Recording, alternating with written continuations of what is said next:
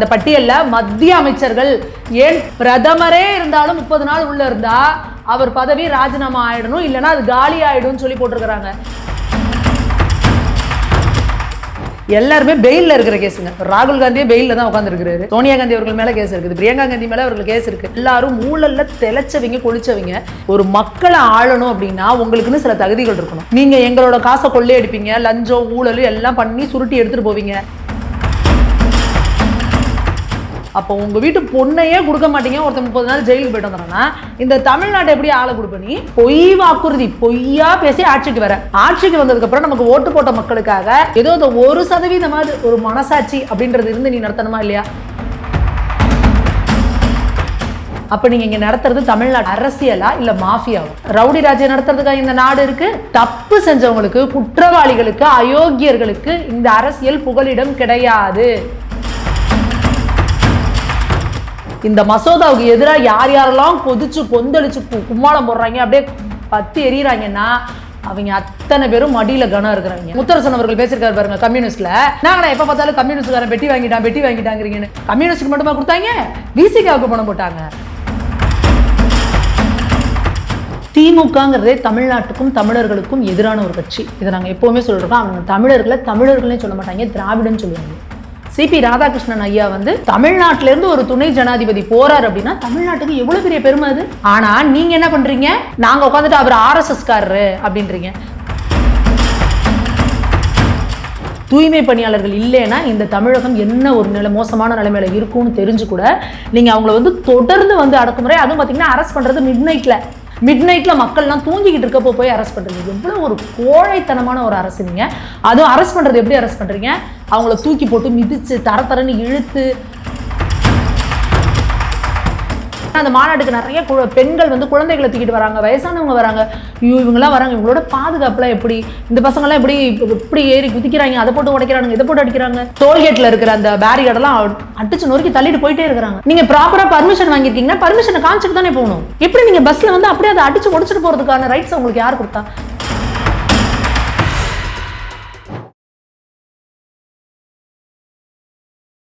இளையபாரத நேயர்களுக்கு வணக்கம். இன்னைக்கு நம்ம நேர்காணல நம்ம சிறப்பு விருந்தினர் பாஜகவின் மகளிர் அணி மாநில செயற்குழு உறுப்பினரான சுமதி மேகவர்ணன் மேம் தான். மேம் வணக்கம் மேம்.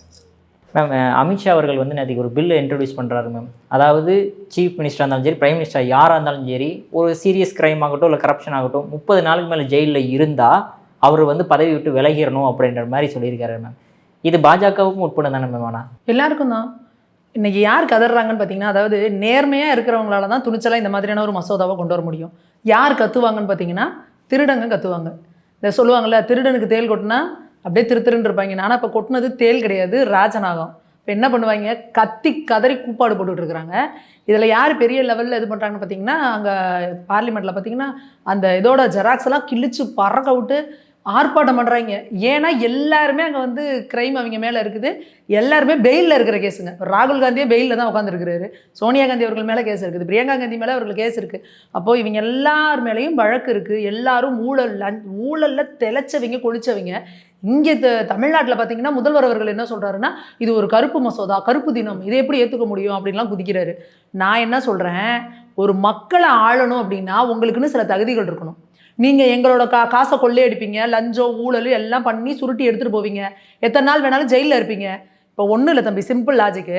உங்கள் ஊரில் ஒரு பையன் இருக்கிறான், அவன் மேலே தப்பு இல்லாதெல்லாம் விஷயம், ஏதோ ஒரு கிரைமில் மட்டும் ஜெயிலில் போய் 1 மாதம் இருந்துட்டு வந்துட்டான். உன் தங்கச்சியை பொண்ணு கேட்டால் கொடுப்பியா? அவனுக்கு கொடுக்க மாட்டீல்ல.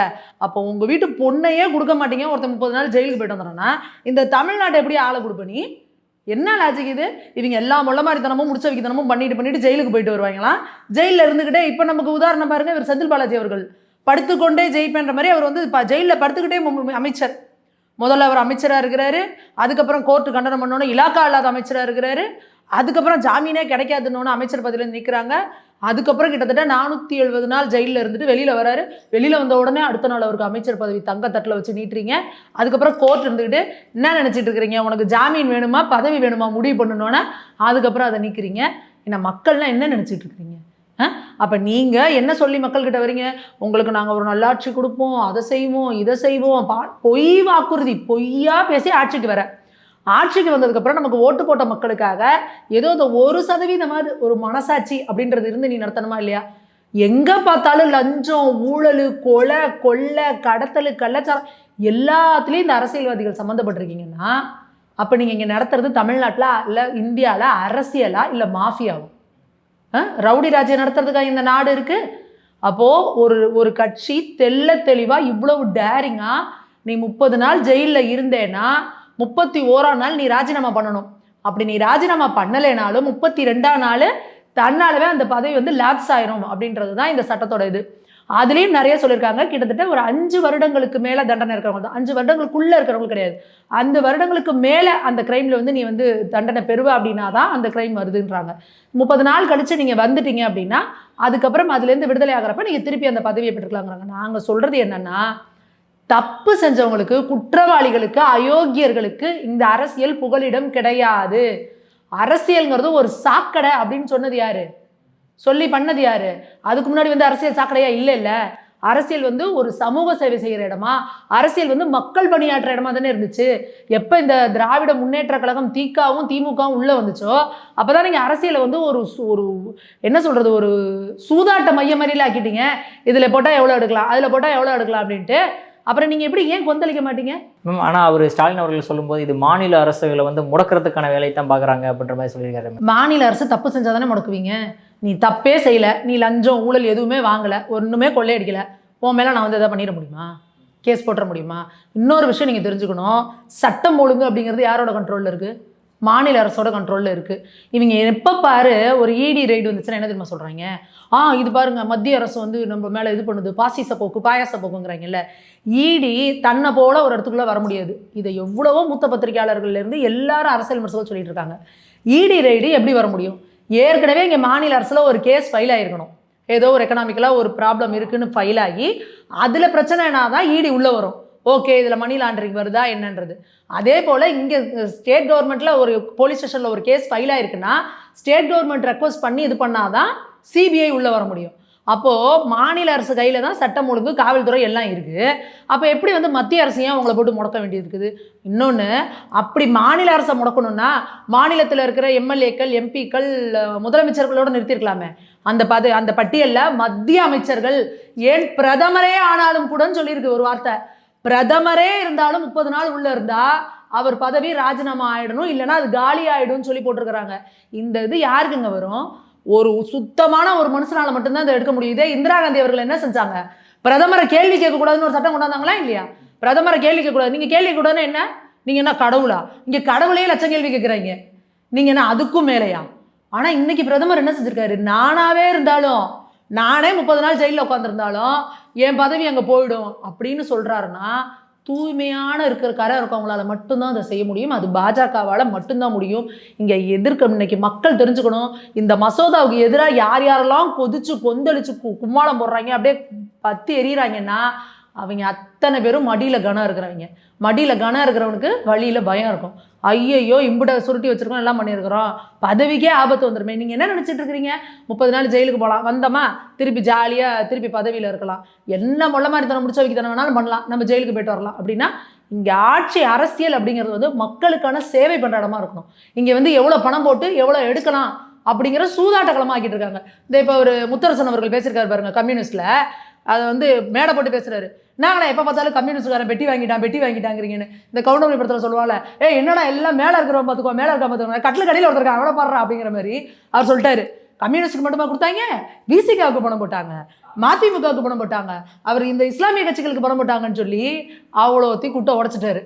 அப்போது நீங்கள் இத்தனை கோடிகள் கொடுத்து ஒரு கூட்டணி வைக்கிறீங்க, இத்தனை கோடிகள் மக்களுக்கு கொடுத்து ஓட்டை வாங்குறீங்க, எலெக்ஷனுக்குன்னு இத்தனை கோடிகள் செலவு பண்ணுறீங்கன்னா அப்போ நீ என்ன பண்ணுற? இந்த அரசியலை வியாபாரமாக்குற, வணிகமாக்குற. ஒரு வியாபாரி என்ன பண்ணுவான்? நான் இத்தனை கோடி முதலீடு போடுறேன், அப்போ என்ன பண்ணுவேன்? எத்தனை கோடி லாபம் எடுக்கலான்னு பார்ப்பேன். அப்போ திமுக நீங்கள் என்ன பண்ணுறீங்க? இத்தனை கோடி கொடுக்கறதுக்கான காசை யார்கிட்ட இந்த கொள்ளை அடிப்பீங்க? எங்கள் மக்கள்கிட்ட தானே சுரண்டுவீங்க. அப்போது இந்த அரசியல் வியாபாரத்தை முதல்ல நிறுத்துங்க. அரசியல் வியாபாரம் கிடையாது, சூதாட்ட களம் கிடையாது, அது மக்களுக்கான சேவை களம். அங்கே வந்து நீ சம்பாதிக்கிறதுக்கு வரல, மக்களுக்கு என்ன சேவை பண்ணலாம் அப்படிங்கிறதுக்கான இடம் இது. அப்போது இந்த மாதிரியான சட்டங்கள் வரும்பொழுது தான் இவங்களோட இதெல்லாம் வந்து அடக்க உடக்கமாக அட்லீஸ்ட் பயப்படுவாங்க. இந்த பதவியை வச்சு தானே நீ ஆட்டம் போடுற, அப்போ அந்த பதவியே போயிடுச்சுன்னா அப்போ குற்றவாளிகளுக்கும் அயோக்கியர்களுக்கும் இங்கே எங்களை அரசாள்றதுக்கு தகுதி கிடையாது. ஒரே வரி, இந்த மசோதாங்கிறது என்னன்னா, குற்றவாளிகளும் அயோக்கியர்களுக்கும் எங்க மக்களை ஆள்வதற்கு தகுதி கிடையாதுன்னு பொட்டில் அடிச்ச மாதிரி இன்னைக்கு பிரதமர் சொல்லியிருக்காரு. உண்மையா மிகப்பெரிய ஒரு வணக்கம் வந்து அவருக்கு சொல்றோம். இந்தியாவே ஒரு மிகச்சிறந்த ஒரு பாதையில வந்து வழிநடத்தி எடுத்துட்டு போயிட்டு இருக்காரு. ஓகே. அடுத்தது அதே மாதிரி பார்த்தோம்னா, இப்போ புது விதமாக வைஸ் பிரசிடென்ட் வந்து தமிழ்நாட்டிலிருந்து தேர்ந்தெடுக்கப்பட்டிருக்காங்க மேம். இருந்தாலுமே இந்த பெருமையான விஷயத்தை கனிமொழி அவர்கள்ட்ட கேட்கும்போது அவர் ஆர்எஸ்எஸ் சித்தாந்தம் கொண்டவர், ஓகேங்களா, அவர் வந்து தமிழுக்கு என்ன செஞ்சாரு அப்படின்ற மாதிரி ஒரு கேள்வி எழுப்புறாங்களே மேம். திமுகங்கிறதே தமிழ்நாட்டுக்கும் தமிழர்களுக்கும் எதிரான ஒரு கட்சி. இதை நாங்கள் எப்போவுமே சொல்லிருக்கோம். அவங்க தமிழர்களே சொல்ல மாட்டாங்க, திராவிடன்னு சொல்லுவாங்க. அவங்கள பொறுத்த வரைக்கும் தமிழர்களுக்குன்னு ஒரு வரலாறு கிடையாது, ஒரு மரபு கிடையாது, ஒரு பெருமை கிடையாது. தமிழ்நாடு அப்படின்னாலே ஈவேரா, அண்ணா, கலைஞர், இவங்களை தாண்டி எதுவும் கிடையாதுங்கிறது தான் திமுகவோட சித்தாந்தம். நாங்கள் என்ன சொல்கிறோம் அப்படின்னா, தொடர்ந்து பாஜக வந்து தமிழர்களையும் தமிழ்நாட்டுக்கும் தமிழ் மொழிக்கும் எப்பேற்பட்ட அங்கீகாரம் கொடுத்துக்கிட்டு இருக்கு அப்படிங்கிறத நம்ம பார்த்துட்டு இருக்கோம். சிபி ராதாகிருஷ்ணன் ஐயா வந்து தமிழ்நாட்டிலேருந்து ஒரு துணை ஜனாதிபதி போறாரு அப்படின்னா தமிழ்நாட்டுக்கு எவ்வளோ பெரிய பெருமை அது. ஆனால் நீங்கள் என்ன பண்ணுறீங்க, நாங்கள் உட்காந்துட்டு அவர் ஆர்எஸ்எஸ்காரரு அப்படின்றீங்க. 99ல் பிஜேபி கூட கூட்டணி வச்சாங்க. அப்போ இதே ஆர்எஸ்எஸ்காரராக இருந்த சிபி ராதாகிருஷ்ணன் ஐயாவை தான் கோயம்புத்தூரில் நிற்க வச்சாங்க. அப்போ இந்த திமுக காரங்களாம் ஓடி அவருக்கு வேலை செஞ்சாங்க. அவர் ஜெயிச்சாரு. அப்போ தெரியலையா அவர் வந்து திமுகவுக்கு தெரியலையா இவர் ஆர்எஸ்எஸ்காரரு அப்படின்னு. இதே கனிமொழி இன்னைக்கு சொல்கிறாங்களே இவர் வந்து ஆர்எஸ்எஸ்ன்னு. இவர் கருணாநிதி அவர்கள் வந்து முரசொலியில் எழுதுறாரு, ஆர்எஸ்எஸ் என்பது வந்து ஒரு சமுதாய இயக்கம், அது ஒரு மதவாத இயக்கம் கிடையாது. இதை வந்து தவறான கருத்தை வந்து இங்கே பரப்பிட்டு இருக்காங்க. திமுகவோட ஒவ்வொரு தொண்டனும் வீடு வீடாக போய் இதை சொல்லணும். ஆர்எஸ்எஸ் அப்படிங்கிறது ஒரு சமுதாய இயக்கம்னு கருணாநிதி கைப்பட எழுதியிருக்காரு. அப்போது கனிமொழி அவர்கள் கருணாநிதி அவர்கள் சொன்னது பொய்ன்னு சொல்கிறாங்களா, இல்லை இப்போ கனிமொழி அவர்கள் சொல்கிறது பொய்யா, இதை எங்களுக்கு சொல்லணும். அடுத்ததா, இந்த திமுகங்கிறது வந்து எப்படி தமிழர்களுக்கு எதிரான கட்சின்னா, இங்கே ஒரு தமிழரை நிறுத்துகிறோம். இப்போது நீங்கள் போன முறை வந்து இந்த ஜனாதிபதி இதில் வந்து பிரதீபா பாட்டீல் அம்மையாரை வந்து நிறுத்தினாங்க. அப்போ அவங்க வந்து எதிரணியில் நிறுத்துறாங்க. ஆனால் மகாராஷ்டிராவில் சிவசேனா என்ன செஞ்சாங்க அப்படின்னா, அவங்க எங்களோட மண்ணின் மகள், அதுலேருந்து ஒரு பொண்ணு போகிறாங்க அப்படின்னா அவங்களுக்கு, அதாவது எதிரில் இருக்கிறவங்க, ஆனாலும் அவங்களுக்கு ஆதரவு கொடுத்தாங்க. அதுதான் என் மண்ணு மேலே இருக்க பாசம் உனக்கு, அதுதான் உன் அடையாளங்கிறது. நீங்கள் யாருக்கானவங்க, நீங்கள் யாரை முன்மொழிகிறீங்க? சுதர்சன ரெட்டி.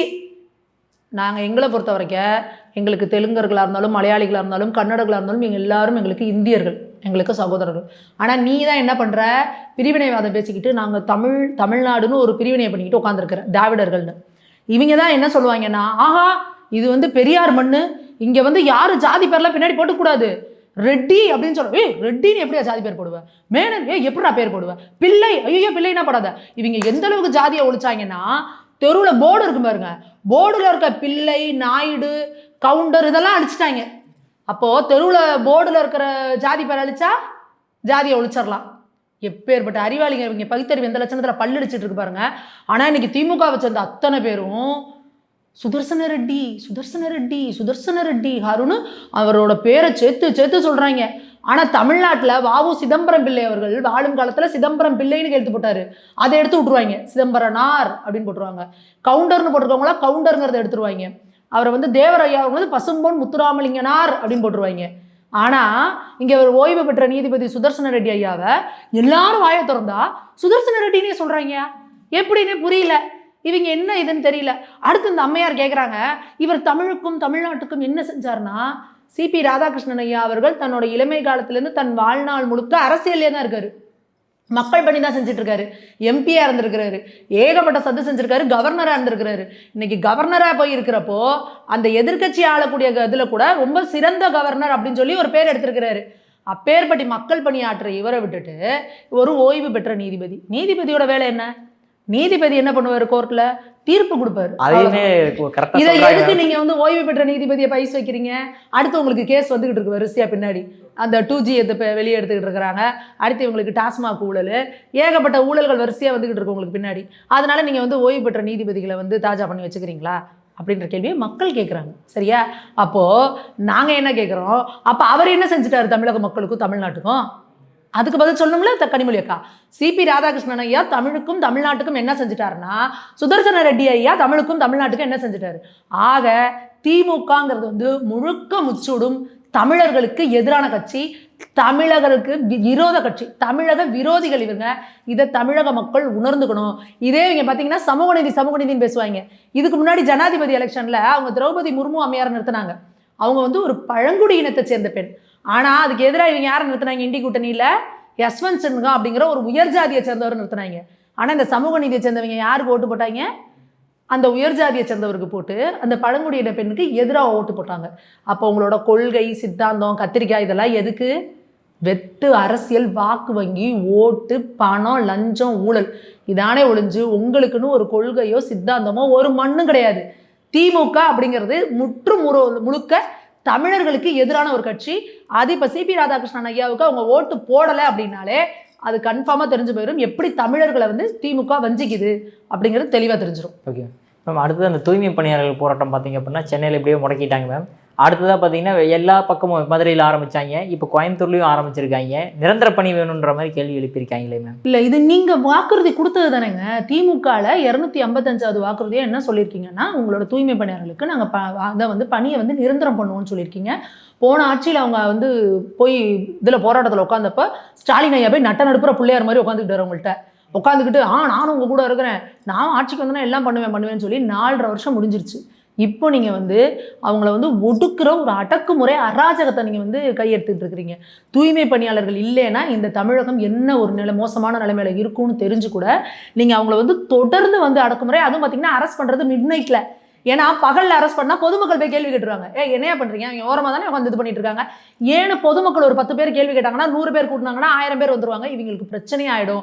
எப்படி ஜல்லிக்கட்டு போராட்டம் மாதிரி ஒரு தன்னெழுச்சியாக மக்கள் போய் அவங்களோட உட்காந்துட்டாங்கன்னா என்ன பண்ணுறதுன்னு மிட் நைட்டில் மக்கள்லாம் தூங்கிக்கிட்டு இருக்கப்போ போய் அரெஸ்ட் பண்ணுறீங்க. எவ்வளோ ஒரு கோழைத்தனமான ஒரு அரசு நீங்கள். அதுவும் அரெஸ்ட் பண்ணுறது எப்படி அரெஸ்ட் பண்ணுறீங்க? அவங்கள தூக்கி போட்டு மிதித்து தரன்னு இழுத்து அவங்கள மேன் ஹேண்ட்லிங் பண்ணி அடித்து பெண்களை அடிக்கிறீங்க, குழந்தைகளை அடிக்கிறீங்க. எங்கெங்கே போச்சு இந்த மனித உரிமை ஆணையம்லாம்? ஏகப்பட்ட மனித உரிமை ஆணையம் வந்து இந்த மாதர் சங்கம்லாம் கிளம்பி வருவாங்களா? அவங்களாம் எங்கே போனாங்க இப்போ? அப்போ திமுகவோட ஆட்சியில் இந்த சாதாரண ஒடுக்கப்பட்ட மக்களுக்காக எந்த ஒரு கேள்வியுமே கேட்கக்கூடாதா? இப்போ மதுரையில் போராட்டம் பண்ணுறாங்க, அவங்கள நீங்கள் நைட் அரெஸ்ட் பண்ணுறீங்க. கோவையில் போராட்டம் பண்ணுறாங்க, அவங்கள நீங்கள் அரெஸ்ட் பண்ணுறீங்க. அப்போ நாங்களாம் ஒடுக்கப்பட்ட மக்களின் பிரதிநிதிகள்னு சொல்லிக்கிறவங்களாம் எங்கே போனீங்க? இந்த இவங்களோட திமுக கூட்டணியிலேயே இருக்கிறாரு திருமாவளவன் அவர்கள். அவர் என்ன பண்ணுறாரு? இப்போ போன வாரம் ஜெகஜோதியா பிறந்த நாள் கொண்டாட்டத்தில் இருக்கிறாரு. ஜிலு ஜிலு ஜிலு ஜிலு ஜிலுன்னு பூவெல்லாம் கொட்டி. அவர் சொல்றது நியாயமான வார்த்தை தானே. எப்ப பார்த்தாலுமே பட்டியலினத்தவரை வந்து தூய்மை விஷயம் பண்ணிக்கிட்டு இருந்தா அவன் எப்பதான் மேல வரதுன்ற மாதிரி ஒரு கேள்வி. அப்ப நீங்க என்ன பண்ணணும்? எத்தனை பட்டியலின மக்களை வந்து நீங்க படிக்க வச்சு உங்களோட பொருளாதாரத்தை மேம்படுத்தி மேல கொண்டு வாங்க. ஒரு வேலையுமே இல்லாம சார் நான் என்ன சொல்றேன், திருமாவளவன் என்ன சொல்றாரு, இவங்களை வந்து பணி நிரந்தரம் பண்ணிட்டீங்கன்னா அவங்க வாழ்நாள் முழுக்க வந்து தூய்மை பணியாளராகவே இருப்பாங்களா?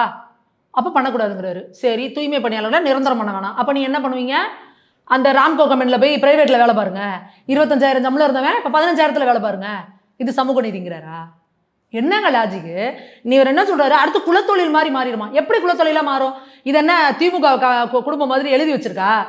கலைஞருக்கு அப்புறம் ஸ்டாலின் அவர்கள், ஸ்டாலினுக்கு அப்புறம் உதயநிதி அவர்கள் எழுதி வச்சிருக்கா? ஒருத்தர் இன்னைக்கு தூய்மை பணியாளராக இருக்காங்கன்னா அவங்களோட பிள்ளைகளை படிக்க வச்சு அந்த குழந்தை தூய்மை பணியாளராக வராது. அந்த குழந்தை அதுக்கப்புறம் ஒரு கலெக்டராகவும், இன்ஜினியராகவும், டாக்டராகவும், வக்கீலாகவும் ஏதோ ஒன்றாகும். அந்த குழந்தைக்கு ஒரு கல்வியை கூட கொடுக்க முடியாத அளவுக்கு இன்னைக்கு நீங்கள் அவங்களை முடக்குறீங்க. இன்னைக்கு அவன் செஞ்சுட்டு இருக்க தொழிலை நிரந்தரம் பண்ணி கொடுத்தீங்கன்னா அவன் என்ன சொல்கிறான்? எனக்கு ஒரு பிஎஃப் வரும், எனக்கு நான் வேலை தானே, எனக்கு ஒரு பென்ஷன் வரும், எனக்கு ஒரு கவர்மெண்ட் வேலைன்னு ஒரு உத்தரவாதம் இருக்கும். அதை தானேங்க, அதை தானே அவங்க கேட்குறாங்க. நீங்கள் சொன்னீங்கல்ல, அப்போ ஏன் சொன்னீங்க பணி நிரந்தரம் பண்ண வாய்ப்பு இல்லைன்னா? பொய்ய சொன்னீங்களா? தெரிஞ்சே பொய்ய சொன்னீங்களா? இந்த ஸ்டாலின் அரசு எதற்காக தெரிஞ்சே மக்களை ஏமாத்துற வேலையை, வஞ்சகம் பண்ற வேலையை செய்யுது. இன்னைக்கு பணி நிரந்தரம் பண்றதுக்கு வாய்ப்பே இல்லைன்னா அப்ப ஏன் உங்களோட வாக்குறுதியில அச்சடிச்சு கொடுத்துருக்கீங்க? அப்ப மக்களை ஏமாத்துறீங்களா? முட்டாள்கள் நினைச்சிட்டு இருக்கீங்களா? என்ன வேணா பொய்யா வாக்குறுதி கொடுத்துடலாம், வாய்க்கு வந்து அந்த வாக்குறுதியை கொடுத்துருவோம், அதுக்கப்புறம் இவங்களை பார்த்துக்கலாம். 5 வருஷம் நம்ம கையில தானே இருப்பானுங்க அவனுங்க.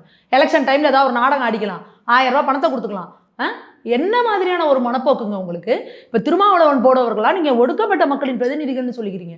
உண்மையாக வெட்கப்படுங்க, நீங்களாம் வேதனைப்படுங்க. அந்த மக்களை பார்த்தா கண்ணீர் வருது நமக்குலாம்.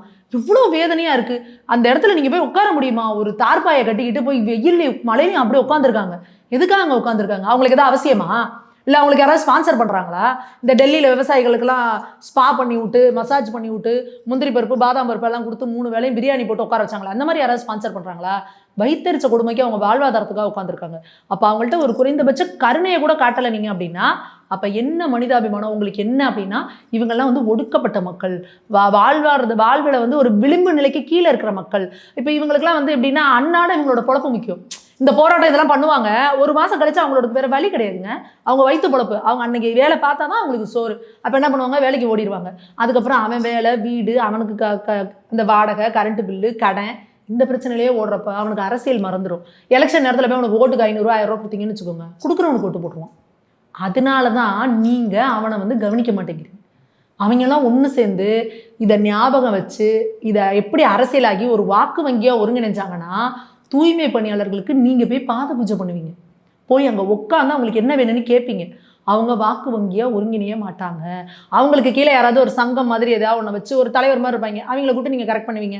அந்த நேரத்தில் கரெக்டாக எலெக்ஷனுக்கு 1 மாதம் முன்னாடி பாருங்கள், இவங்களை என்னென்ன தாஜா பண்ணுமோ பண்ணிடுவாங்க. அப்போ அப்பாவி மக்கள், அவங்க படிப்பறிவு இல்லாத மக்கள், அவங்க என்ன செய்வாங்க? அப்போது எப்பேற்பட்ட ஒரு கேவலமான ஒரு அரசை நடத்திக்கிட்டு இருக்கிறாங்க, கேவலமான மைண்ட் செட்டில் மக்கள் அணுகிறாங்க அப்படின்றத வந்து நம்ம வந்து தெரிஞ்சுக்கணும். நயினார் நாகேந்திரன் அவர்கள் கூட இன்றைக்கி கூட ஒரு பதிவு போட்டிருக்காரு. தொடர்ந்து வந்து இந்த மாதிரி ஒரு தூய்மை பணியாளர்களை வந்து ஒடுக்கிறது அப்படிங்கிறது வந்து என்ன மாதிரியான மனநிலை, எதற்காக நைட்டோட நைட்டு வந்து நீங்கள் அவங்களை கைது பண்ணுறீங்க, இது என்ன நடக்குது அப்படின்றத வந்து அவர் வந்து ஒரு பதிவாக கூட போட்டிருக்கிறாரு. யார் கேள்வி கேட்டாலும், எதிர்க்கட்சியில் இருக்கவங்க என்ன கேள்வி கேட்டாலும், இந்த பாசிச திமுக அதோட போக்கை மாற்றிக்க போகிறதே கிடையாது. அவங்கள பொறுத்த வரைக்கும் என்ன வேணால் மக்களை டார்ச்சர் பண்ணலாம், கொடுமைப்படுத்தலாம், கேவலமாக ஆட்சி நடத்தலாம். ஆனால் ஓட்டுக்கு காசை கொடுத்தா இவனுங்க ஓட்டு போட்டுருவானுங்க அப்படிங்கிற திமிரும் மமதையும் ஆணவமும் இன்னைக்கு திமுகவுக்கு தலைக்கு மேலே இருக்குது. அதுக்கு மக்கள் 2026 ஒரு சரியான பாடத்தை கொடுக்கணும். கொடுத்தா இவங்களோட ஆணவம் நிச்சயானது. 2026 போது அடுத்தது மிகப்பெரிய ஒரு கட்சியாக நம்ம தாவேக்கா வந்துக்கிட்டு இருக்காங்க மேம். இன்றைக்கி மிகப்பெரிய பிரம்மாண்டமான 2வது மாநாடு நடத்துகிறதா இருக்காங்க, ஓகேங்களா? இதனால் வந்து அதிமுக பாஜக கூட்டணிக்கு பிரச்சனைகள் வர வாய்ப்புகள் இருக்கா? தாவேக்கா மாநாடுனால அதிமுக பாஜகவுக்கு ஒரு இதுவும் இல்லைங்க. இது ஒரு ஜனநாயக நாடு. யார் வேணால் அரசியல் கட்சி ஆரம்பிக்கலாம், யார் வேணால் மாநாடு இது பண்ணலாம், அதெல்லாம் வரவேற்கக்கூடிய விஷயம். ஆனால் நம்ம சொல்கிறது என்ன அப்படின்னா, இளைஞர் படை, அதாவது நீங்கள் வந்து ரசிகர் பட்டாளத்தை வச்சுருக்கீங்க. அந்த ரசிகர்களை நீங்கள் இன்னும் அரசியல்வாதிகளை அரசியல் படுத்தலை விஜய் அவர்கள் அப்படிங்கிறது எங்களுக்கான ஒரு மிகப்பெரிய ஒரு மனக்குறையாக இருக்குது. ஏன்னா ஒரு 25 வயசு குழந்தைய வச்சுருக்கிற ஒரு தாயா எங்களோட மனசு என்னன்னா, எப்படி வந்து நீங்கள் இந்த இளைஞர்கள் அங்கே வர்றப்பெல்லாம் பார்த்தீங்கன்னா எப்படி பொது சொத்தை சேதாரப்படுத்துகிறான் அப்படிங்கிறது ரொம்ப ரொம்ப ஒரு கன்சர்னான ஒரு விஷயம். ஒரு இளைஞர் படை, ஒரு இந்த மாப் மென்டாலிட்டிம்பாங்க, ஒரு 100 பேர் சேர்ந்தானா ஆக்க சக்தியாக உருவெடுக்கணும். 100 பேர் சேர்ந்தான் ஒரு சமுதாய கூடத்தை கட்டினான், 100 பேர் சேர்ந்தான் இத்தனை மரங்கள் நட்டான், 100 பேர் சேர்ந்தான் ஒரு பள்ளிக்கூடத்தை கட்டினான் அப்படின்னு தான் இளைஞர்கள் இருக்கணுமே ஒழிஞ்சு, நீங்கள் 100 பேர் சேர்ந்தா சேரெல்லாம் அடிச்சு உடச்சு நொறுக்கிட்டு போகிறது, 100 பேர் சேர்ந்தா பேரிகார்டை உடச்சு நொறுக்கி போட்டு போகிறது. இந்த இன்னைக்கு மாநாடுக்கு போகிறவங்களாம் என்ன பண்ணிட்டு இருக்காங்க, டோல்கேட்டில் இருக்கிற அந்த பேரிகார்டெல்லாம் அடிச்சு நொறுக்கி தள்ளிட்டு போயிட்டே இருக்கிறாங்க. நீங்கள் ப்ராப்பராக பர்மிஷன் வாங்கியிருக்கீங்கன்னா பர்மிஷனை காமிச்சிட்டு தானே போகணும். எப்படி நீங்கள் பஸ்ஸில் வந்து அப்படியே அதை அடிச்சு உடச்சிட்டு போகிறதுக்கான ரைட்ஸ் உங்களுக்கு யார் கொடுத்தா? உடனே என்ன செய்வார் விஜய் அவர்கள், முதல்ல அந்த சேர்லாம் உடச்சதுக்கு நாங்கள் அந்த சேர்லாம் வாங்கி கொடுத்துட்றோன்னு, அப்புறம் அந்த பேரிகார்டெலாம் உடச்சி அந்த கம்பியெல்லாம் நெரிச்சு வச்சதுக்கு நாங்கள் எங்கள் செலவுலேயே அதை சரி பண்ணி கொடுத்துட்றோன்னு. இப்போ என்ன பண்ணுவார், அந்த டோல்கேட்டையும் சரி பண்ணி கொடுத்துருவாரா? அப்போது நீங்கள் எங்கே தப்பு பண்ணுறீங்க? நீங்கள் முன்னாடியே ஒரு நற்பணி இயக்கமாக வச்சுருக்கோங்க, பல வருஷமாக நீங்கள் இதை வேலை பார்த்துட்டு இருக்கீங்க. அப்போ இந்த இளைஞர்களை சரியான முறையில் நீங்கள் ஏன் அரசியல் படுத்தலை அப்படிங்கிறது ஒரு மிகப்பெரிய கேள்விக்குறி. ஏன்னா இது எங்கே ஆரம்பிக்குது அப்படின்னா, முதல் கோணல் முற்றிலும் கோணல். எப்போ உங்கள் சேனலை உங்களை சினிமாவை வந்து பார்த்துட்டு தியேட்டரில் வந்து தியேட்டரே நொறுக்கி அடிச்சு நொறுக்கி சேர்லாம் தரமட்டமாக்கிட்டு போகிறான்ல, அப்போ நீ அந்த ரசிகனை கண்டிச்சியா? இது என்ன இது ஏன் இப்படி செய்வீங்க? ஒரு என்னதான் இன்சூரன்ஸ் போட்டிருந்தாலும் அந்த தியேட்டர் ஓனருக்கு அது எவ்வளோ பெரிய நஷ்டம், அது எவ்வளோ பெரிய பொருட்செலவு, அதை சரி பண்ணுற வரைக்கும் அவங்க திருப்பி ஷோ போக முடியுமா? அப்படி அடுத்தவங்களுக்கு இடைஞ்சலாக இருக்கக்கூடிய ஒரு இளைஞர் பட்டாளத்தை நீங்கள் உருவாக்குறீங்கன்னா, அவங்களை கண்டிக்கலை அப்படின்னா அடுத்த அரசியலுக்கு நீங்கள் வரும்போது அவங்களை என்ன பண்ணுவீங்க? இன்றைக்கும் அந்த மாநாட்டுக்கு வரக்கூடிய ஆயிரக்கணக்கான லட்சக்கணக்கான இளைஞர்கள் எதுக்கு வராங்க?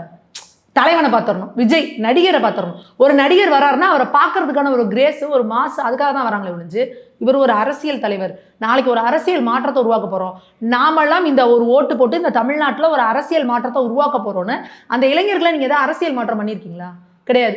ஒரு பேனர் வைக்கிறான் அந்த பையன், அந்த பேனரில் போயிட்டு அந்த கரண்ட் ஷாக் அடிச்சு ஒரு பையன் இறந்து போகிறான். நேற்று அந்த 100 அடி கம்பம் வந்து பார்த்திங்கன்னா அப்படியே தரையோடு சாயுது. ஒரு மாநாடு நடக்கிறோம்னா சில அசம்பாவிதங்கள் நடக்கும், அது இல்லை. ஆனால் நாங்கள் சொல்கிறது என்னென்னா, ஒரு இவ்வளோ ஹெவி வெயிட்டானது வைக்கிறீங்க அப்படின்னா அதுக்கான ப்ரியராக நீங்கள் அதுக்கான அசஸ்மெண்ட் எடுக்கலையா?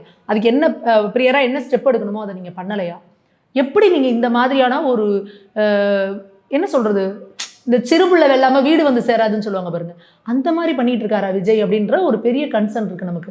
ஏன்னா ஒரு ஒரு ஒரு இளைஞர் ஒரு ஒரு ஒரு ஒரு மாற்றத்தை இங்கே கொண்டு வந்துருவாங்க அப்படின்னா அவருக்கு பின்னாடி ஒரு மிகப்பெரிய இளைஞர் படை இருக்குது அப்படின்னா அந்த இளைஞர்களை பார்த்து அச்சம் ஏற்படுது மக்களுக்கு. ஐயோ இவங்க இப்படி உள்ள வராங்க, எப்படின்னா இந்த வெங்கல கடையில் யானை புந்த மாதிரி கம்ப்ளீட்டாக கபலீகரம் பண்ணிட்டு போயிடுறாங்க அந்த இடத்த. இன்றைக்கி பாருங்கள், சேர் அவங்களுக்கு கொடுக்கறதுக்கு வந்து ஒப்பந்ததாரர்கள் கொடுக்க மாட்டேன்றாங்க. ஏன்னா சேர் என்ன பண்ணிட்டு போகிறாங்க, இவங்க அப்பளம் மாதிரி உடச்சு நொறுக்கிட்டு போகிறானுங்க. எப்படி எப்படி உடைப்பீங்க? இப்போ உங்க வீட்டில் இருக்க சேரை நீ உடைப்பியா? சரி, உன் கையில் செல்ஃபோன் வச்சிருக்கல எல்லா இளைஞரும், எங்கள் தலைவனை பார்த்த உடனே இல்லை செல்லெல்லாம் எடுத்து போட்டு அடிச்சு உடச்சிட்டாடா, உடைப்பியா? உன் துணியை கிழிச்சுப்பியா? செய்ய மாட்டில்ல. பொது சொத்தையே நீ சேதாரப்படுத்துற. அப்போ நீ அந்த பொது சொத்தை சேதாரப்படுத்தக்கூடாது. பொது சொத்து நம்மளோட இது, நம்ம மக்களோட வரி பணம், நம்மளாம் அரசியலுக்கு வந்திருக்கோம் அப்படின்னா இன்னும் நம்ம வந்து இன்னும் கான்ஷியஸாக இருக்கணும் அப்படின்னு நீ அரசியல் படுத்தாமல் நீங்கள் என்ன ஒரு தலைவராக இப்படி ஒரு இளைஞர் பட்டாளத்தை வச்சுட்டு நீங்கள் என்ன செய்ய போகிறீங்க அப்படிங்கிறத எங்களுக்கு ஒரு மிகப்பெரிய இது இருக்குது. நாளைக்கு இவன் என்ன பண்ணுவான்? நாளைக்கு ஒரு பிரச்சனை அப்படின்னா ஓடி போய் நான் ரோட்டில் இருக்க பஸ்ஸை கொளுத்துவான், 4 வண்டி அடிச்சுன்னு உருக்குவான். இந்த மாதிரியான ஒரு மாபு இருக்கிறது வந்து நல்லதா? அது இந்த மாதிரியான ஒரு இளைஞர் படைங்கிறது வந்து 2 பக்கமும் ஷார்ப்பாக இருக்க கத்தி மாதிரி, அவன் பிடிச்சிருக்கவனையும் வெட்டு, எதிரில் இருக்கவனையும் வெட்டும். அப்போ விஜய் அவர்கள் இவங்களுக்கு சரியான முறையில் ஒழுங்குபடுத்தணும். இதை பலமுறை சொல்லிக்கிட்டே இருக்கும் கட்சி ஆரம்பிச்சதுலேருந்தே. எப்படி அஜித் அவர்கள் வந்து இந்த ரசிகர்களை வந்து இந்த மாதிரிலாம் நீங்கள் போஸ்ட் பண்ணக்கூடாது, இந்த மாதிரிலாம் பண்ணக்கூடாதுன்னு ஒழுங்குபடுத்தி பார்த்தாரு. நீ ஒழுங்குமுறைக்கு வரலையா, எனக்கு வேணாம் ரசிகர் மன்றமே, இப்படிப்பட்ட ஒரு ஒழுங்கு இல்லாத கூட்டம் எனக்கு வேணான்னு கிடைச்சாரா இல்லையா? அதுதான் ஒரு சரியான தலைவன் கழகு. அப்போ இன்னைக்கு விஜய் அவர்கள் என்ன செய்யணும்னா, இந்த ரசிகர் பட்டாளத்தை அரசியல் படுத்தணும், அவங்களையும் ஒழுங்குபடுத்தணும். பொது சொத்தை எக்காரணத்தை கொண்டும் சேதாரப்படுத்த இங்கே யாருக்குமே அதிகாரம் கிடையாது, ரைட்ஸ் கிடையாது. அதை முதல்ல வந்து தெளிவுபடுத்தணும். இது நமக்கு ஒரு மிகப்பெரிய கன்சர்னாக இருக்குது. ஏன்னா அந்த மாநாட்டுக்கு நிறைய பெண்கள் வந்து குழந்தைகளை தூக்கிட்டு வராங்க, வயசானவங்க வராங்க. இவங்கெல்லாம் வராங்க, இவங்களோட பாதுகாப்புலாம் எப்படி, இந்த பசங்கள்லாம் எப்படி ஏறி குதிக்கிறாங்க, அதை போட்டு உடைக்கிறாங்க, இதை போட்டு அடிக்கிறாங்க, அந்த இதில் போய் மாட்டிக்கிட்டாங்கன்னா அப்படின்ற மாதிரி ஒரு மாநாட்டுக்கு போனால் அவங்க பத்திரமா போயிட்டு பத்திரமா. இப்போ மதுரையில் ஒரு முருக பக்தர்கள் மாநாடு நடந்தது. யார் அதுக்கு தலைவரில் யாராவது இருந்தாங்களா? யாராவது விசில் அடிச்சாங்க, விசில் அடிச்சுட்டு இருந்தாங்களா? யாராவது பறக்க விட்டாங்களா? கிட்டத்தட்ட 10 லட்சத்துக்கும் மேலே மக்கள் வந்தாங்க, கூட்டினாங்க, அமைதியாக கவனிச்சாங்க, திருப்பி சேரெல்லாம் அடுக்கி போட்டுட்டு அமைதியாக கலைஞ்சு போகிறாங்க. ஒரு போலீஸ் பாதுகாப்பு உள்ளே இல்லை, கொடுக்க முடியாதுன்னு சொல்லி. அதுதான் ஒரு ஒழுங்கு. அந்த மாதிரியான ஒரு ஒழுங்கான ஒரு நெறிமுறையான கூட்டத்தை நீங்கள் உருவாக்கணும். அதை விட்டுட்டு இந்த மாதிரி இந்த வானர படைகள் கிஷ்கிந்தா பட்டாளா மாதிரி நீங்கள் வச்சுக்கிட்டு இவங்களை வச்சு நான் வந்து ஒரு அரசியல் மாற்றத்தை கொண்டு வருவேன் அப்படின்னீங்கன்னா அப்போ நாளைக்கு தமிழ்நாடோட நிலைமை என்ன ஆகும்? அதுதான் நமக்கு மிகப்பெரிய கேள்விக்குறியாக இருக்குது. ஓகே மேம், இன்னும் பல விஷயங்கள் என்ன நடக்க போகுதுன்னு வெயிட் பண்ணி பார்ப்போம் மேம். உங்கள் பொண்ணான நேரத்திலேயே பாரதம் ஒதுக்குனதுக்கு மிக்க நன்றி மேம். நன்றி.